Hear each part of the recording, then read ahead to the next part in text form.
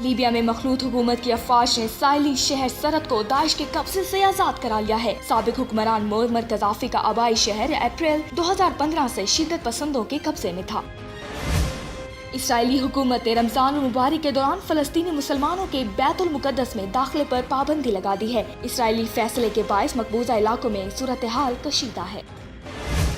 پیرو کے صدارتی انتخابات میں کیکو فیوجی موری نے اپنی شکست تسلیم کر لی ہے۔ سابق صدر کی بیٹی 49.87%، جبکہ ان کے مخالف پیڈرو پابلو کو 50% سے زائد ووٹ پڑے۔